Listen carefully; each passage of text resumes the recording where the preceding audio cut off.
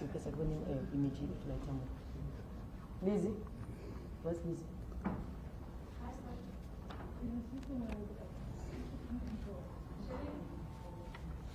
I'm just checking this. I see how to make sure that we're live on the screen.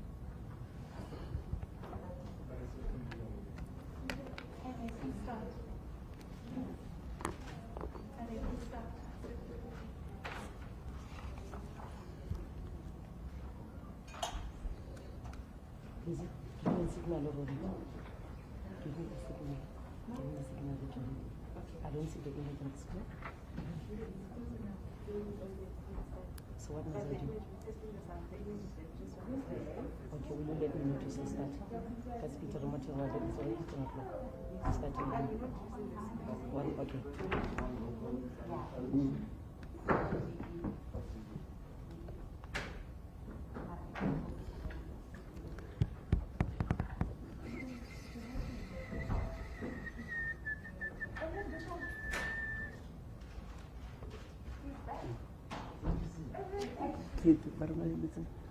Check a sound. Lizzie, you let us know to go live with us here. Please. 1 minute, okay? They're just checking the webinar, and I guess it's a hybrid webinar level. So they're just making sure that the webinar is I can see she's switching off the mics. We're not supposed to use the sound.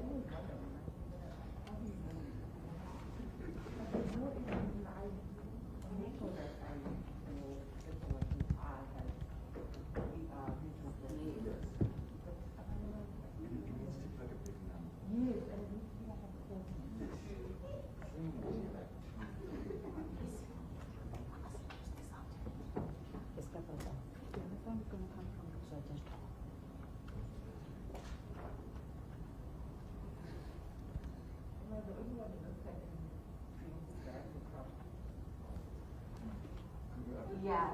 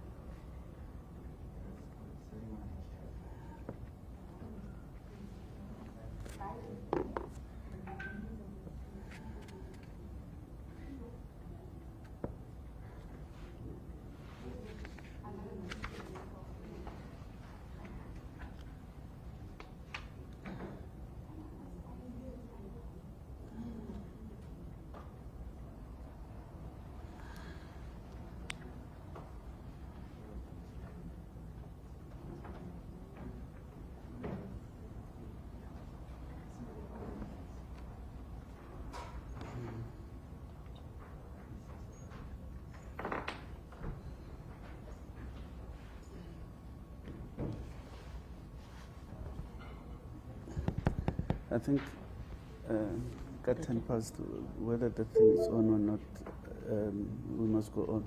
Okay. But after the Romela statement. Okay. Yeah. Yeah? No. At 10 past 10, we start.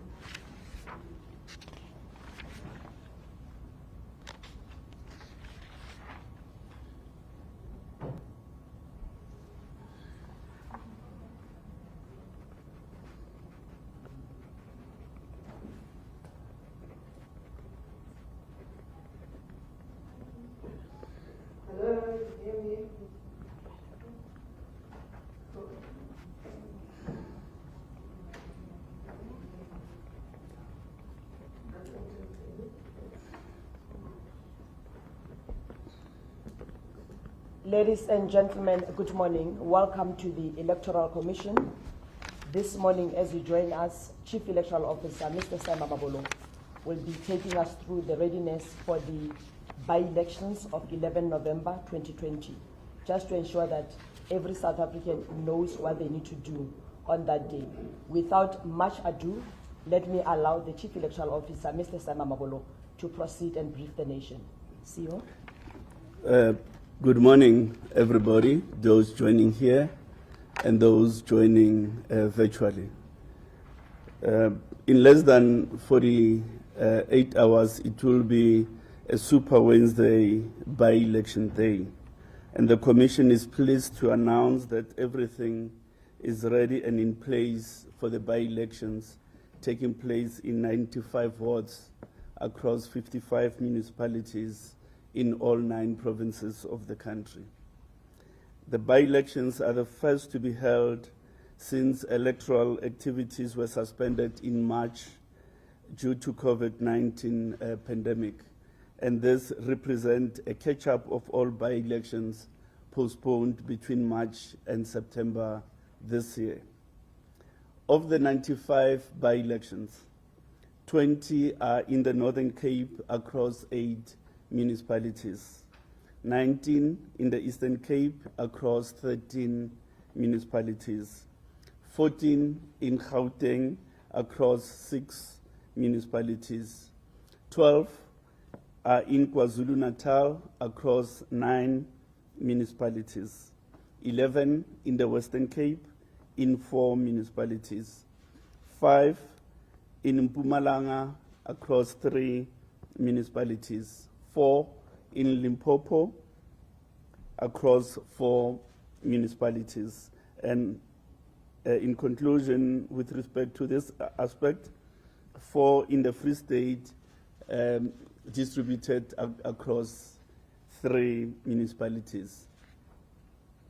So all the 9 provinces are affected by these by-elections to be conducted on Wednesday. The by-elections include 2 dissolved municipal councils in the Northern Cape, where PR candidates must also be elected.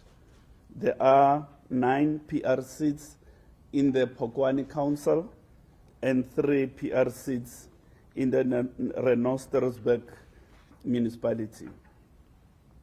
Voting is scheduled to take place between 9 and 7 in 455 voting stations, of which 233 are in schools, 65 are in places of worship, and 157 are in other structures, including tents and so on. There are 3 wards in the Eastern Cape where the Commission has determined different voting hours, and those 3 wards are in Mnyandeni local municipality, Mbashe local municipality, and Mhlonto local municipality In these wards, in the Eastern Cape, the voting hours, which are different, which have been determined by the Commission, will be opening at 7 in the morning and closing at 7 in the evening. The basis of the decision of the Commission is that they are more rural type wards, and historically there's less electoral activity after 7 in those 3 wards. A total of 609,133 voters are on the certified voters' rolls for the various by-elections. A total of 23,008 applied and have been approved to cast special votes. These special votes will be cast tomorrow, the 10th of November. Of the 23,000 special votes which have been approved, 12,218 will be cast via home visits, and 10,790 will be cast at the voting stations. Voters are reminded to only vote at the station where you are registered. In a local government election, you may only vote at the voting station where you are registered. There is no opportunity to vote elsewhere. So all voters are reminded to go to where they are registered. Additionally, they need to bring the green barcoded ID document or a smart card, to wear a mask and observe social distancing at all times, certainly in the queues as well as in the voting station itself. So we are going to experience a situation where the queues look longer than normal. The phenomenon at play in that regard is the fact that people have to observe social distancing. It's no indicator of inefficiency on our part. It is a consequence of the measures that are necessary to prevent the transmission of the virus between voters at the voting stations.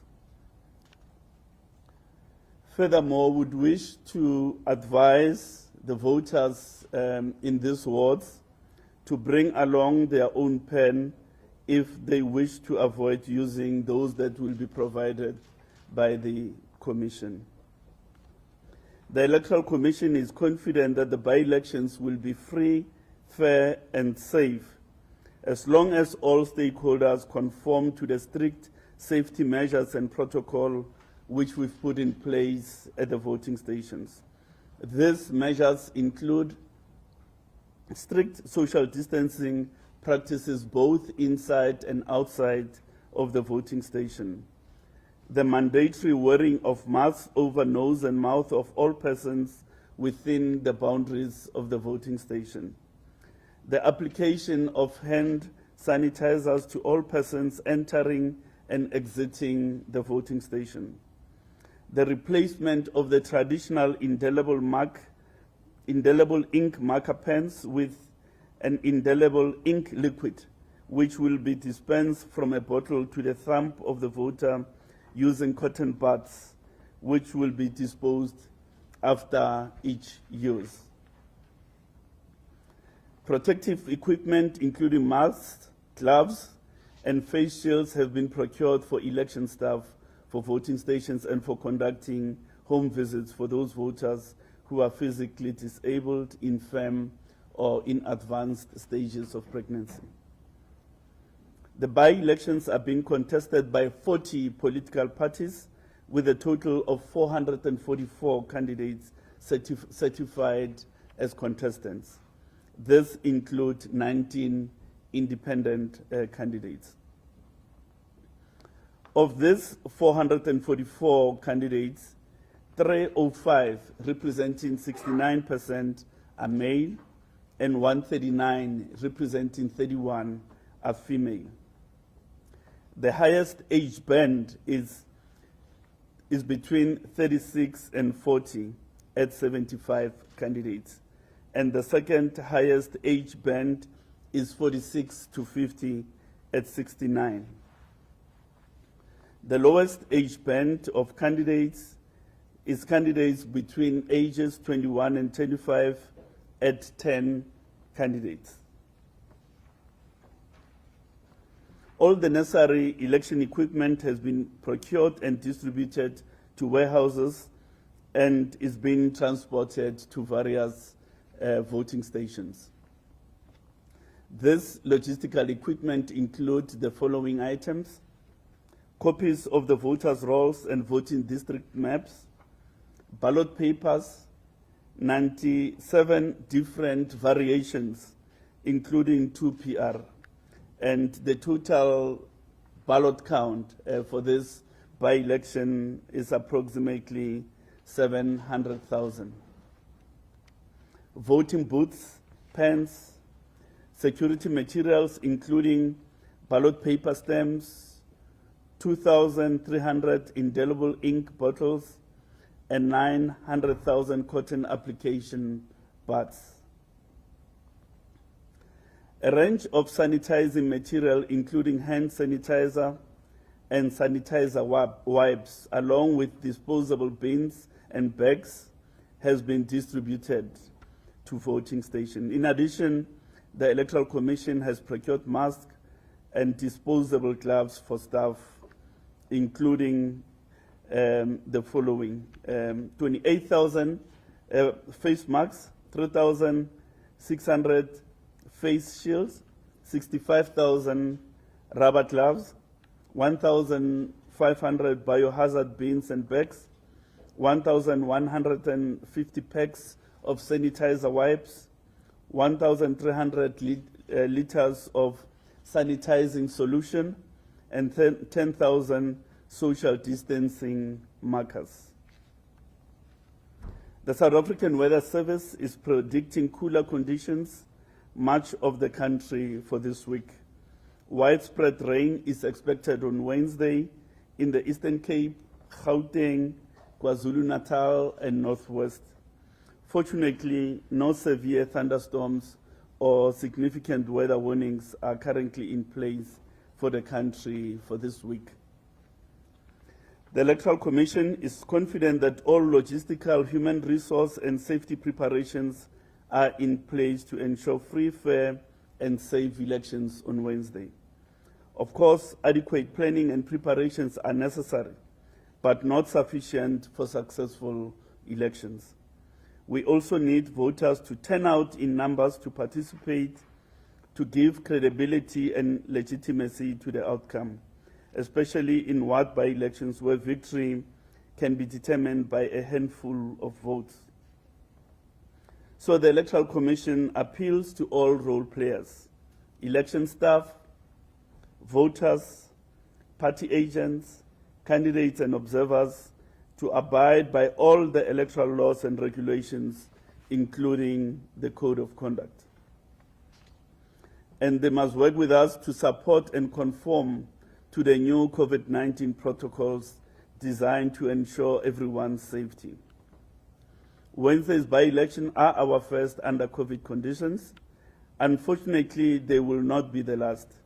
These by-elections are a test for all stakeholders ahead of future by-elections and for next year's local government election. With everyone's cooperation, we believe this week's by-election will provide a successful template for the planning and holding of free, fair, and safe elections in future. We do expect the results of these by-elections by about midday on Thursday. Thank you very much. Thank you so much, CEO. We've got a journalist online with us on the webinar. We're going to be opening the floor for questions for journalists who have joined us at the election house.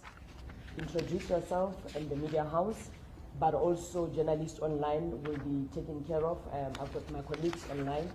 We'll ensure that Mr. Mamabolo attends to your questions. May I please take the first questions? Hi, CEO. This is kind of used to before. Just a couple of questions for you. When I spoke to the EFF last week, the Secretary General of the EFF, he indicated to me that the IEC hadn't really given them a proper plan in terms of the measures that have been taken for COVID-19, for the pandemic. I'm wondering if this has changed, or are you aware of their concerns? If you could just give us an update also on if there's been any progress with the Action SA, the dispute around Action SA and its registration. How far is that gone? And do you have a breakdown in terms of those who registered to vote? Have you seen that there's been an uptake in terms of the youth in voting for these by-elections? And the last question is around funding. When we last spoke, you and I, you did mention that you had to shift or your resources from different departments or from different budgeted whatever resources. I'm wondering if you have a breakdown of how much you've had to spend for COVID-19 PPEs and so forth. It's Natasha Fury here from SABC News. Oh, sorry, did you? Okay, that's fine. No, what? Okay. It's Natasha here from SABC News. Like I said, just also in regards to Musica's question about Action SA. The last time we spoke, I think in October, Action SA had given you 7 days to actually respond to them. I spoke to the spokesperson this morning, and she says you guys haven't responded to them. Just please give us an update in regards to that. And in regards to, you spoke about special votes are taking place tomorrow, but I mean, on social media, I saw a person just ask the question that, but what if somebody actually has COVID-19 and they actually wanted to, to vote? What happens in that regard? Thank you. I've got two last questions before the CEO responds. Hi, this is Sy Mamabolo from Jacaranda. I was going to ask about the finances because of the delay that happened due to COVID-19, how much is this costing the IEC? I think Lisa did go into detail about that question. But my other question is, are we projecting, I know over 600K voters are expected to go to the ballot. Are we expecting a decline because of COVID-19? And adding on Natasha's question, what measures are then taken if somebody is at the station and the temperature is high or has those symptoms? Thank you. Okay. Hi, my name is Zinke from Independent Media. So my question was when it's touching the issue of cost. Obviously, COVID-19 has added an additional financial burden on the IC, but also now how much is it going to cost you? But also for next year's elections, are you taking that into account, and how much do you expect to spend, taking into regard the elections in general, but also the impact of COVID-19 and having to buy additional PPE equipment for your staff members? Also, do you have an idea when the registration drive will start for the 2021 local government elections for next year?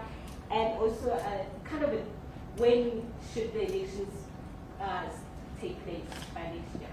Because we don't have a clear picture. By now, the registration drives usually have started pretty much a couple of months before, but we haven't had that already. We're busy with by-elections. So just give us a little picture on what's going on. Thank you. Thanks very much, Kunke. Let's allow the CEO to respond to those questions before we take the last round.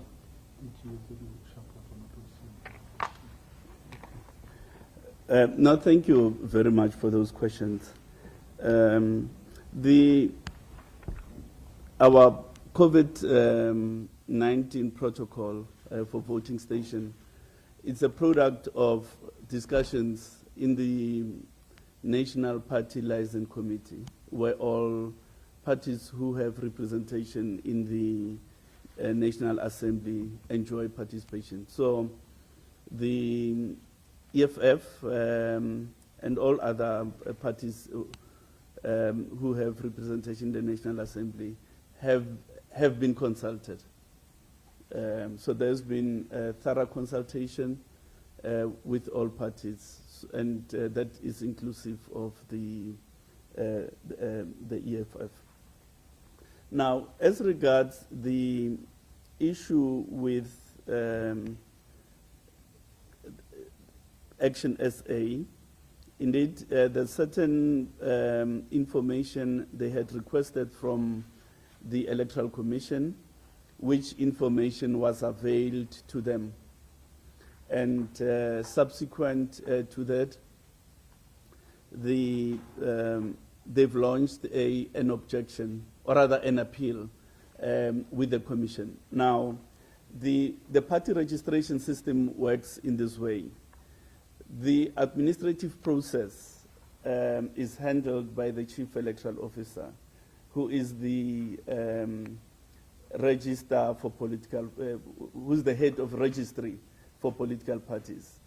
However, when any person is aggrieved by the decision of the Chief Electoral Officer, they appeal to the Commission. And the Commission is currently assessing that objection, and as soon as they make a determination on the outcome of their assessment of that appeal, they will take the country into confidence as to what the position is. So at the moment, there's an appeal that is being entertained by the Commission, and as soon as they have a decision, they'll let the country know. Around the issue of funding, we all are aware that the fiscal position of the country is not where we want it to be. The economy is not doing as well as it should. The COVID impact has been significant on fiscal resources of the Republic. In that context, the Electoral Commission has had to endure a number of budget reductions in order to ensure that the fiscal position of the country is not much more worse than it already is. So we have had, therefore, to adjust plans to come within what is available.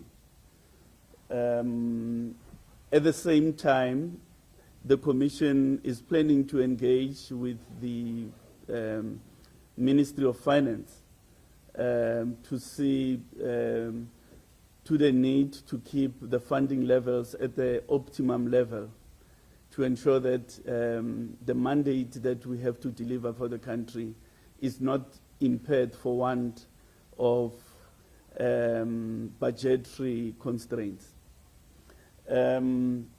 What that really entails is that there are projects that would have to be delayed. Let me give you an example. The Commission would have loved to have had a pilot in a select wards for some kind of technology in the elections. Not a full-scale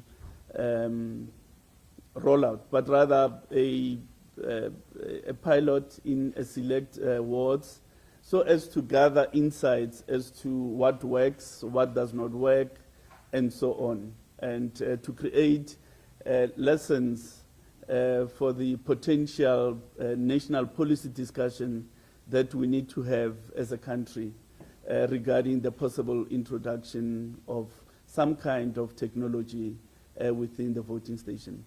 As matters stand, that prospect of a pilot is no longer plausible. So the projects that have to be curtailed include things such as those.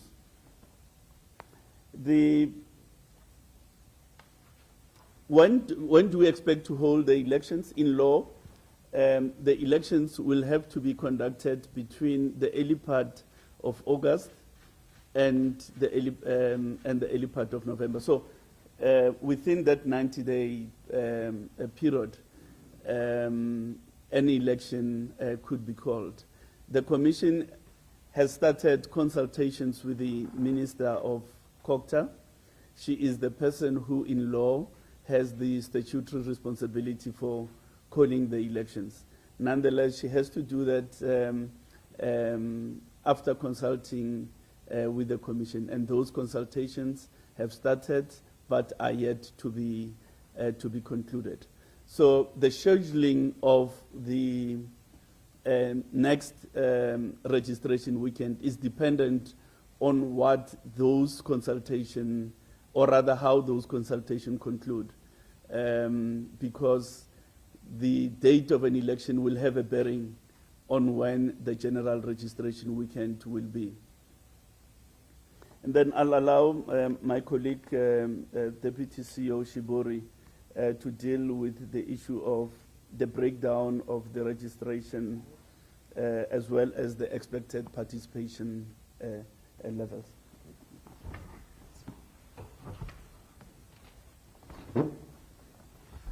Thanks, CEO. These by-elections have attracted significant media attention, and we trust that arising out of that coverage, voters will be reassured that there are measures in place to ensure their safety at the voting station and in all processes of the voting procedure, and that they will not be dissuaded from turning up to participate in shaping affairs of their community.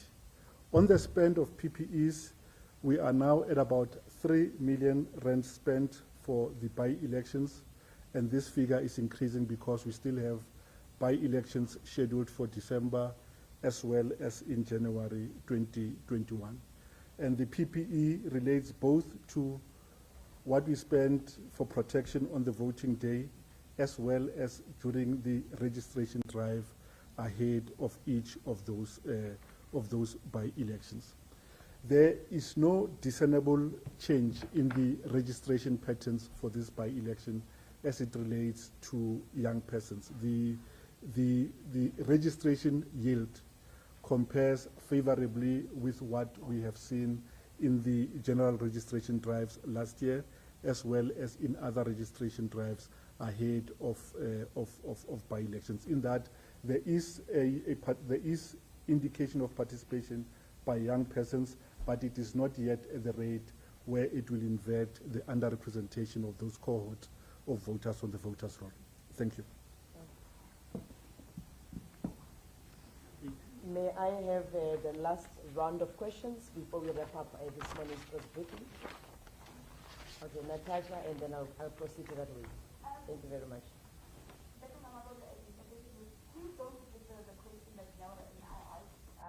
About people who are keen to vote but maybe are in quarantine, have special, are there special provisions that are made for such people? May I proceed with a question going down the line? Yes, thank you very much. I am Kelani Pafani from New Zealand, Africa.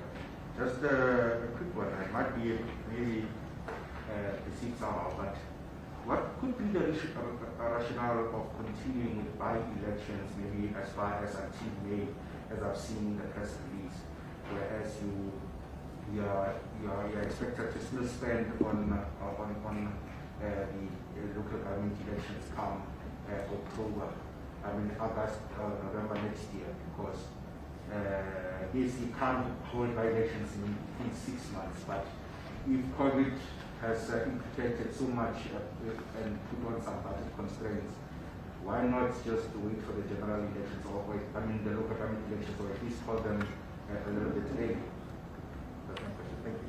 Thank you very much. Any other questions? Isn't that my last question, there has been a lot of talks in the media from other political parties about having one election, including local and provincials, local and national, I mean. I just want to know from the CEO or the Deputy CEO, has that discussion been put on board, or is it just something that political parties are conversing outside? Thank you very much. Let me take another hint. My suspicion is that media colleagues on the online platform are covered by your questions. Hence, we are not picking any other question from the online. Let me have the last question from down the row. Thank you very much. in the current economic climate, one of the first things corporates set up is marketing budgets. Through the IEC, obviously, there's a bare minimum that you have to work on for the elections. Is there a possibility that in those cuts, you have a reduction in the marketing, as in the education and so on? Looks like all the hands are covered, CEO and TCO. Let us wrap up the last questions for the morning before we get ready for Wednesday. Thank you. The people who may have contracted COVID-19 don't lose their right to vote. If they do present at the voting stations, the measures that are already in place should be sufficient to avoid transmission. The application of a sanitizing solution, the wearing of a face mask, the use of a person's pen, and so on. So all those measures cumulatively will avert the transmission of viruses if a person turns up infected. So the principle is that no one loses their right to vote because they have been infected by the virus. Those that are in quarantine facilities and their ward is affected, they needed to have applied for a special vote, which will be administered tomorrow, and so on. So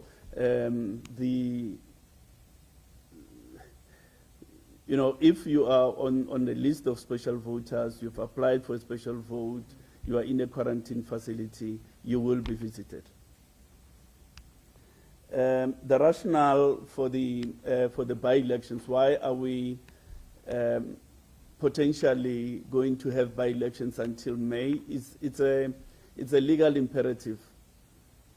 In law, by-election may cease only 6 months before the conduct of the general election. Now, how you calculate that 6 months, you go to the outer end of the 90-day period and calculate it backward, which takes us to May. So it's not a matter of choice for the Commission, it's a matter of legal determination. That's what the Municipal Structures Act provides. One election. The issue has been discussed by the Commission, and the Commission has not made a final determination on the desirability or otherwise of a composite election. What the Commission has said is that if this were to happen, it must not happen in a manner that extends the term office of a government, but rather it must happen by shortening a term up before the term commences. So don't extend any government's term beyond that which is constitutionally defined, which is 5 years. So that's the principle upon which the Commission has made a determination. Furthermore, the Commission believes that this is a very intricate matter. It requires some aspects to be researched thoroughly and to engage the South African public in a national policy debate, so that it is not just the executive making a determination, nor the Commission advising the executive on making. It has got to be a product of the engagement with the general South African citizenry. But I think at a more strategic level, the question would have to be asked as to what will the impact of such a decision be on a deepening of local democracy.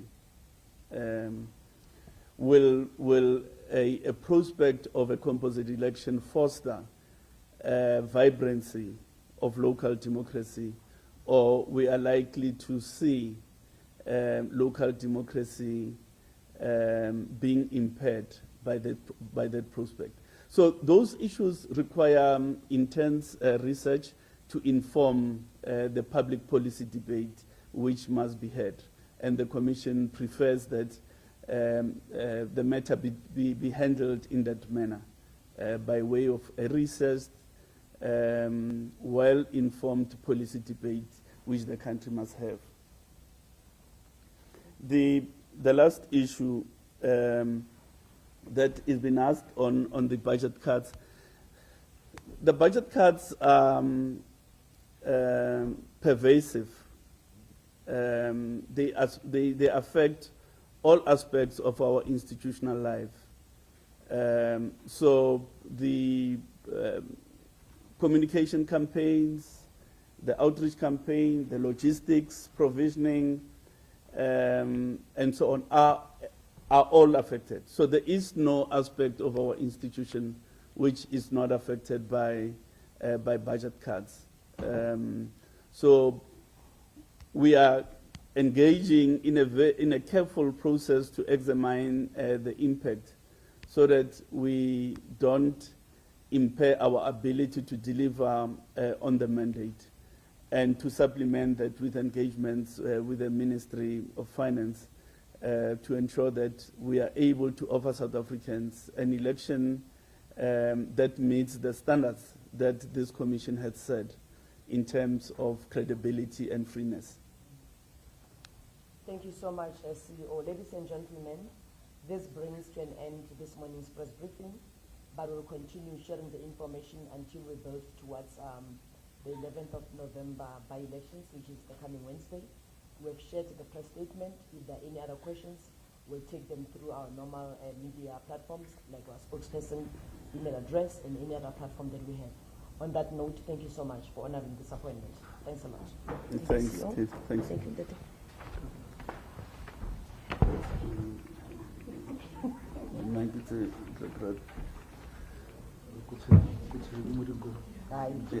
Yeah. See, oh my God, King SABC is going to do a sit-down interview with you immediately after this.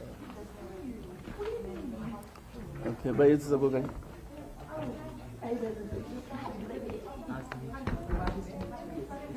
Yeah, but I'll check the thing in and then.